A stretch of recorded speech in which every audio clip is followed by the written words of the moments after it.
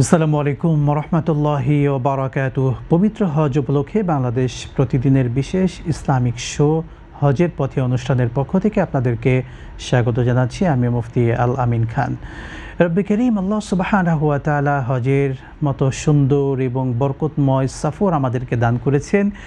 বিশ্বের বিভিন্ন প্রান্ত থেকে হাজী সাহেবরা বাইতুল্লাহর উদ্দেশ্যে এর মধ্যে রওনা দিয়েছেন, কেউ পৌঁছেছেন, কেউ বা পৌঁছাবেন। আল্লাহর কাছে আমরা প্রথমেই দোয়া করছি, তিনি আমাদেরকে হজ্জে বাইতুল্লাহ নসিব করুন, আমাদেরকেও কাবার চত্বরে গিয়ে সেই বরকতময় জায়গায় গিয়ে হজ আদায়ের তৌফিক দান করুন, আমিন। দর্শক, আমরা আজকের এপিসোডে আলোচনা করতে চাই অসুস্থ ব্যক্তির হজের বিধান। আল্লাহ সুবহানাহু ওয়া তাআলা আমাদেরকে হজ জীবনে একবার ফরজ করেছেন যার সামর্থ্য থাকে। হজ এমন একটি ইবাদত যেটি আর্থিক এবং শারীরিক দুটির সমন্বয় রয়েছে। হজের সফর অত্যন্ত কঠিন একটি সফর। শুধু টাকা থাকলেই হজ হবে না, এখানে শারীরিক সামর্থ্য থাকা একান্ত জরুরি। ব্যবসা করবা হালাল ভাবে, কামাইতেও হবে, জমাইতেও হবে। জমাইতে তো পারি না। বিকাশ অ্যাপে ইসলামিক ডিপিএস খোলো, সপ্তাহে বা মাসে টাকা জমান, শরিয়া মোতাবেক মুনাফা পান। এই জন্য ইমাম আবু হানিফা রাহিমাহুল্লাহ তিনি সহ অন্যান্য ইমামগণ সকলের যে মতামত, সুস্থ থাকা অবস্থায় যত দ্রুত সম্ভব হজ আদায় করে নেওয়া। এই জন্য জীবনে যখন হজ ফরজ হয়ে যায় সঙ্গে সঙ্গে আদায় করা। আর আমাদের দেশের একটা কালচার হয়ে গিয়েছে জীবনের শেষ বয়সে গিয়ে হজ করা।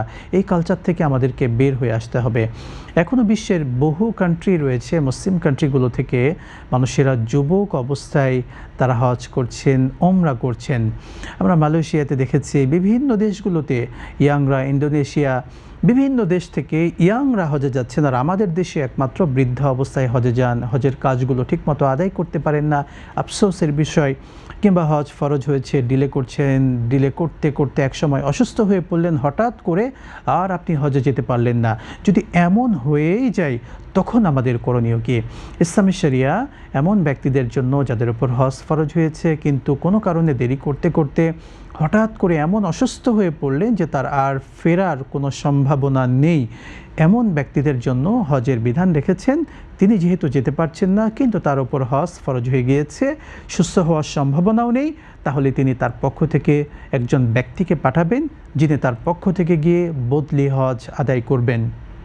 প্রিয় দর্শক মণ্ডলী, এরপরে আরেকটি সম্পূরক মাসালা যদি আমরা এখান থেকে বের করতে চাই, ফুকাহে কেরামগণ যে মাসালা বের করেছেন তা হচ্ছে অসুস্থ ব্যক্তি কাউকে দিয়ে বদলি হজ আদায় করালেন। অবশ্যই বদলি হজ এমন সময় আদায় করাবেন যখন সে ব্যক্তি, অসুস্থ ব্যক্তি একেবারেই অক্ষম, আর ফেরার কোনো সম্ভাবনা নেই। এই অবস্থায় তাকে দিয়ে, একজন ব্যক্তিকে দিয়ে বদলি হজ আদায় করালেন। কিন্তু বদলি হজ আদায় করানোর পরে আল্লাহ পাকের রহমতে যদি সেই অসুস্থ ব্যক্তি আবার সুস্থ হয়ে যান তাহলে করণীয় কি? ফুকাহে কেরাম বলেছেন, অসুস্থ সেই ব্যক্তি যদি আবার সুস্থ হয়ে যান এবং তিনি যদি আবারও সম্পদের মালিক হন, হজ যদি তার উপর ফরজ হয়ে যায়, তাহলে তিনি তাকে আবার সেই ব্যক্তি নিজে গিয়ে পরবর্তীতে পরের বছর কিংবা এর পরের বছর তিনি হজ আদায় করবেন। অর্থাৎ বদলি হজ আদায় করার পরেও যদি অসুস্থ ব্যক্তি সুস্থ হয়ে যান তাহলে তিনি নিজে গিয়ে এর পরে তার পক্ষ থেকে যে হজ ছিল ফরজ বিধান সেটা তিনি আদায় করবেন। আর তার পরিবারের পক্ষ থেকে বা তিনি যাকে দিয়ে বদলি হজ আদায় করিয়েছেন এটি তখন নফল হয়ে যাবে। এই জন্য প্রিয় দর্শক মণ্ডলী, অবশ্যই মনে রাখবেন বদলি হজ এমন সময় আদায় করাবেন যখন আপনি একেবারে অক্ষম। দ্বিতীয়ত আরেকটি গুরুত্বপূর্ণ মাসালা যদি আমরা এখান থেকে বলতে চাই তা হচ্ছে, আমরা অনেকে হজে যাওয়ার পরে অসুস্থ হয়ে যাই। সে সময় গিয়ে আমরা কি করব? আমরা অনেক সময় হঠাৎ করে স্ট্রোক করলাম কিংবা এমন কঠিন একটা পরিস্থিতিতে পড়ে গেলাম, অসুস্থ হয়ে গেলাম, যেটা আমরা দেখে থাকি বার্ধক্যের কারণে আমাদের দেশের হাজী সাহেবরা সেখানে গিয়ে অধিকাংশ মারা যাচ্ছেন, অনেকেই মারা যাচ্ছেন। আবার অনেকে এমন অসুস্থ হয়ে আছেন যে হসপিটাল থেকে অ্যাডমিট আছেন, হসপিটালে কিংবা হোটেলে অবস্থান করছেন, হজের কার্যগুলো ঠিকঠাক মতো আদায় করতে পারছেন না।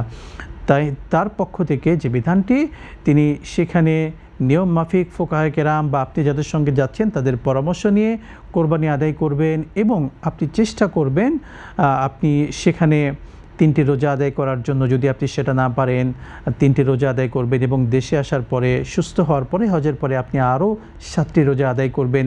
অর্থাৎ অনেকগুলো প্রসেসিং রয়েছে। আমরা দোয়া করছি যারা হজের সফরে গিয়েছেন, আল্লাহ সকলকে সুস্থ রাখুন এবং হজের মতো এই গুরুত্বপূর্ণ বিধান সুন্দরভাবে আদায়ের তৌফিক দান করুন।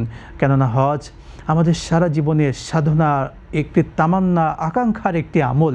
এই আমল জীবনে একবার করতে পারাটা এটা সৌভাগ্যের বিষয়। আমরা দোয়া করছি, আপনিও আল্লাহর কাছে এই দোয়া করুন যেন আল্লাহ সুস্থতার সঙ্গে আপনাকে হজ করে দেশে ফেরার তৌফিক দান করেন। আল্লাহুম্মা আমিন। দর্শক, আমরাও দোয়া করছি।